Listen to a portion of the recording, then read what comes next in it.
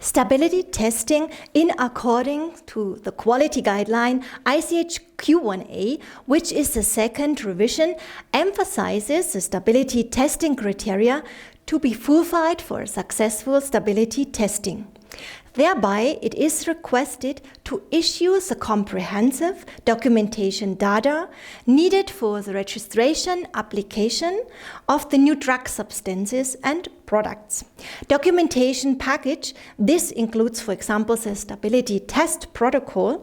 There will be given information on the batches which are tested, container closure system, storage condition, storage period, testing specification. Also, they have to be issued a stability report with details on the defined analytical methods, the results achieved, along with evaluation conclusions, statements, and the summary. Let's go further to stability testing. Stability testing is a complex process which involves factors influencing the stability of the product, which consequently are affecting the quality of the product. Consider active ingredient stability, the interaction of active ingredients and excipients, the formulation process, which is the mixture, the dosage form, the manufacturing, and the type of packaging selected. All these parameters are important for the stability of the product. Acceptable stability requests the product to remain within its specified limits throughout the period of storage and use, which means the same properties and characteristics as possessed at the time of packaging shall be kept until its consumption. Here we talk about the physical properties which must be remain. That is in order to avoid physical change, which influences the biological availability. Then there's the chemical properties. This should be kept as chemical change may lead very often to higher amount of degradation. And microbiological properties, these are important as exceeding the maximum number of acceptable germs. This is harmful and dangerous for the patients. There are guidelines for approval and acceptance which are going to be followed. This is ICH guideline or FDA guidance and GMP regulations. And stability testing, this evaluates the effect of environmental factors on the quality of the product to predict a shelf life, determine proper storage conditions, and suggests labeling instructions for the product. Drug development process. This starts with the excipients, which is a substance formulated alongside the active ingredients. This is also called bulking agents or fillers. This could be lactose or paraffin, water, ethanol. All this is used as a thickener of soft capsules or talc. Then we have the new drug substance, which is the active product ingredient, and this has to be tested for stability and impurity. Then we get the formulation development. This is the composition of the drug substance and the excipients. And then this has also to be tested in regard to stability, excipients, compatibility, formulation, interaction, and additional to the testing of this finished product, also packaging is very important for the stability testing, and this has to be considered. So we have here primary packaging that could be ampoules, vials, containers, blister packaging. That is the one that is in direct contact with the dosage form. And we have the secondary packaging. This is the packaging which is used as an additional layer of packaging, normally not requested for hygiene, preservation, or protection of the drug itself, and it will not be in direct contact with the drug. It is important to determine and assure the identity, potency, and purity of the ingredients as well as those of formulated products. ICH. This is an abbreviation and that is International Council of Harmonization of Technical Requirements for Pharmaceuticals for Human Use. This is a global initiative, and the organization has about 17 members and 32 observers. It wants to bring together regulatory authorities and pharmaceutical industry to discuss scientific and technical aspects for pharmaceuticals. Develop also ICH guidelines and achieve greater harmonization worldwide to ensure that products are safe and effective and in a high quality. And determine stability data package for new drug substances and drug products, which are sufficient for the registration application within the 3 regions of European Community, Japan and United States, which refers to the climate zone 1 and 2. Stability testing is used in order to establish how the product changes over time under environmental factors such as temperature, humidity, and light. For drug substances, stability testing determines the retest date, that is the time frame during which the drug substance is expected to remain within its specification and therefore can be used in the manufacturing of the drug products.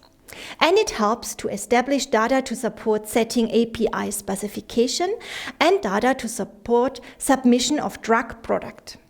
And for the drug products, stability testing is necessary to fix the shelf life of the product. This is the duration for which the product is safe to be used and retain within the therapeutic effect. And also it helps to establish recommended storage condition and to issue the data to support setting specification for the drug product. Coming now further to the testing, there is the first one, which is the stress testing, which is a forced degradation study. The forced degradation study is an exposure of the drug substance or drug product to different stress conditions, which results in relevant degradation products. During the pre-formulation, it supports the selection of the compounds and excipients for the further development. And for products, it provides information on the degradation mechanism and the potential degradation necessary for the manufacturing process and also for the packaging.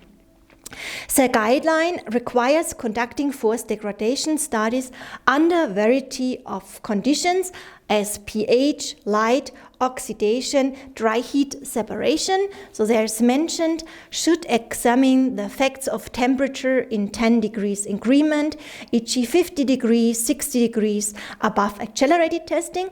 The humidity to be examined at 75% RH or greater. It should be carried out on a single batch of the drug substance. Testing in solution should also be performed across a wide pH range, either a solution or suspension. And also photostability testing is an integral part of stress testing. That is the testing along with the light. Important here is always to get primary degradation and not completely degrade API. And when the objective of stability study is stipulated and the method is certain, the drug will now be evaluated under a much larger scale, and now stability study is performed. And here we are talking about the long-term studies, accelerated studies, and intermediate studies. Long-term testing, that is stability studies under recommended storage condition for retest period or shelf life, proposed or approved for labeling. That is the real-time testing. Or the accelerated testing, studies designed to increase the rate of chemical degradation or physical change of a drug substance or a drug product by using exaggerated storage condition. It is necessary to do long-term testing and accelerated testing. That is a must. And then there comes also intermediate testing into effect in case accelerated testing cannot successfully be done. Then the starting is here at 30 and 65%. That is provided on the fact if long-term testing is done at 25 degrees and 60% RH. Let's go further to the storage testing. Here we can see the general case which applies if the drug substance is not covered by a subsequent sections. Here there is stated that long-term testing has to be done at 25 degrees 60% or 30 degrees 65%.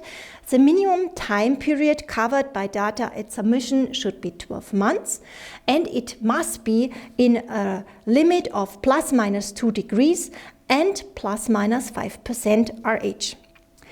At least 3 primary patches at the time of submission will be tested, and the testing is every 3 months first year, and then after registration process you have to go on, of course, with testing.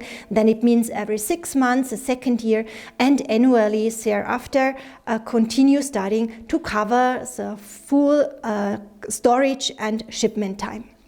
The accelerated testing, that is done as 40 degrees 75%. This is 6 months for the registration purposes. And here we also have remarks of plus minus 2 degrees and plus minus 5% RH. And the intermediate testing, which comes into effect if accelerated test fails and long-term testing is done at 65 degrees. And that means we have here the remarks also plus minus 2, and it is done at 30 degrees and 65% RH. Let's go further to the storage in refrigerator. This means products intended for refrigerated storing, for example, vaccines, which might be stored under refrigerated conditions, or DNA oligonucleotides. Here, long-term testing is at 5 degrees for 12 months, and here we are in a limit of plus minus 3 degrees. And the accelerated testing here has to be done at 25 degrees and 60% RH. And this is also for 6 months, and limit is plus minus 2 degrees and plus minus 5% RH. Storage in a freezer. This is actually very rare. Here the testing has to be done at minus 20 degrees for 12 months in a limit of plus minus 5 degrees.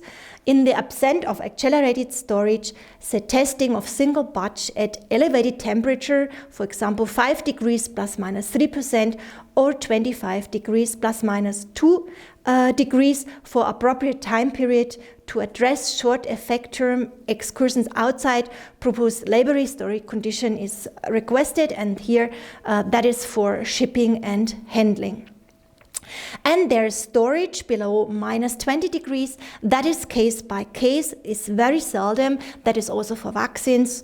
So here, for example, could also be lower than this minus 20 degrees. Then we have the testing in regard to the impermeable and semi-permeable containers.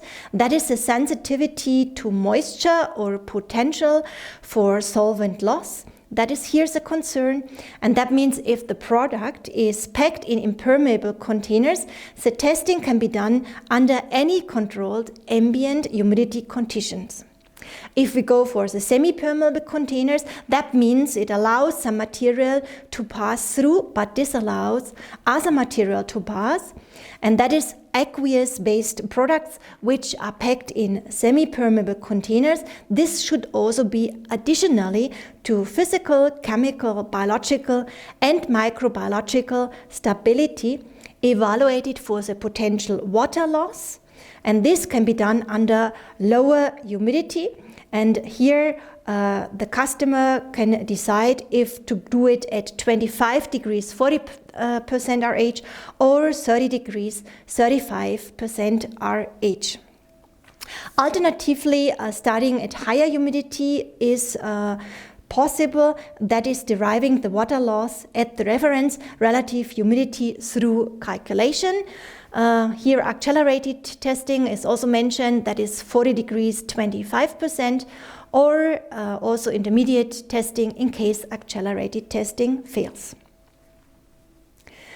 ICH guideline covers climate zone 1 and 2. Here on this chart we can see the different climate zones available on the globe, and here we have also mentioned WHO, and there is referring to climate zone 3 for A and for B.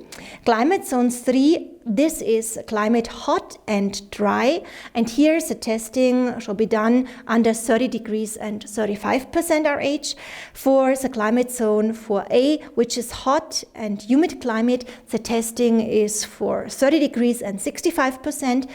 And for climate zone 4B, the long-term testing shall be done at 30 degrees and 75% RH. So that means that there's a coverage of the global zones worldwide. And we have here the worst case, which means for 1 and 2 climate zone, testing 25-60. For climate zone 3 and 4A, 30-65%. And climate zone 4B, 30-75% RH. All these parameters are covered by the Memmert climate chambers. Our constant climate chambers HPP Echo, which is mostly efficient for the use of long-term and accelerated testing under all these climate conditions, or our climate chamber ICHL, which can be used for the photostability testing. Please kindly get now more details and information from my colleagues, who is introducing to you the most important features of our Memmert climate chambers, mostly useful to successfully perform the manifold stability testing.